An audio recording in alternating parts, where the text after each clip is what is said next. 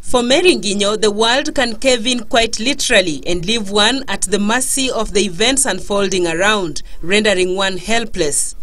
But for Mary Nginyo, the life she carried in her womb made her stronger and gave her the will to fight to the end, whether good or bad. And when I got pregnant, I got lupus flares, but there were complications. It was not discovered immediately because this was my second baby, and the first baby I didn't have complication, or I had, but they did not see.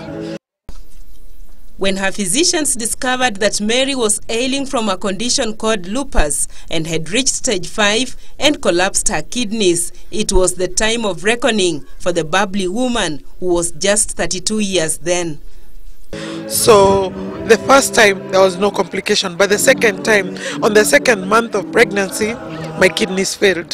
So I had to dialyze while pregnant. Had I gone for checkups like a year before I got pregnant, maybe they would have controlled the kidney disease. Because on the second month of pregnancy, they discovered I was in stage 3 of kidney failure. So, and again, on the third, fourth month of pregnancy, it deteriorated to stage 5. So, my kidneys were packed up. She was quickly put on dialysis to save the baby and herself until it would be possible to manage the baby outside the mother's womb. Then they removed the baby. When they removed the baby, I continued dialyzing in hope that my kidneys will kick back, but they did not. I was so sick, even I could not be flown out, number one. Number two, I had just given birth. So I had to be managed closely or nearby my baby. They had to remove blood from me, even if I didn't have, because the baby was too tiny. So the management had to be done within the country. So the option of outside the country was not there. So that's why I'm saying I had no option to think of outside. It had to be in the country. But dialysis was no easy work. It drained her resources, and she had to sell some of her investments to pay up for the 5 sessions she would undergo each week at the cost of 60,000 shillings a week. It was the most painful experience in her life and the biggest fight of her life as well.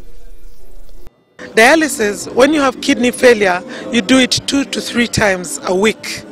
Sometimes in my case, because of lupus, and for it to get under control, we had to do it 4 times a week. Financial implication of this disease when you're on dialysis is so enormous, and it stripped me of everything I owned at that time. So when her sister Penina Nginyo was called upon to undergo the mandatory tests to see if she was compatible with her sister, her answer was a straight yes. Having seen what she had gone through, and there was hope that something would be done, it was not a hard decision to make. And when it was discovered that Penina, an aeronautical engineer with the Kenya Airways, was the one with the right kidney that could save her sister, she agreed to donate her kidney to save her sister.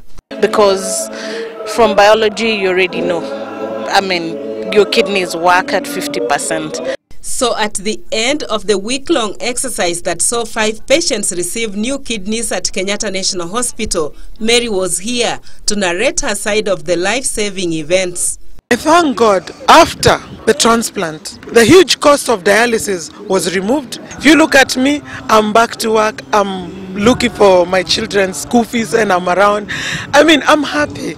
She was full of praise for her doctors and the visiting doctors from Spain under the Interlife program that began in 2010 and is set to continue until 2015 to help save those with kidney ailments in Kenya. It is not just Mary Nginyo who praises the doctors at KNH, but the visiting professor of urology, Professor Antonio Alcaraz himself, a renowned kidney transplant specialist, seems not to understand why Kenyans have the propensity to seek help in foreign hospitals for kidney transplants. And we found really excellent professionals.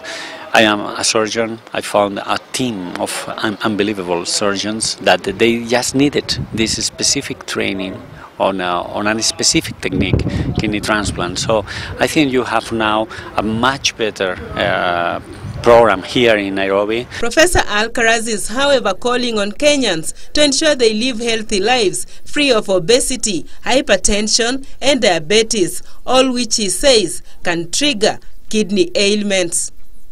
It is a hopeful journey that many a kidney patient now can walk through. And this is coming mainly from hypertension, diabetes, obesity. This is mostly Western diseases that they are arriving to countries that they don't have. You don't have that problem as a population problem. Judith Akolo, the news at 1.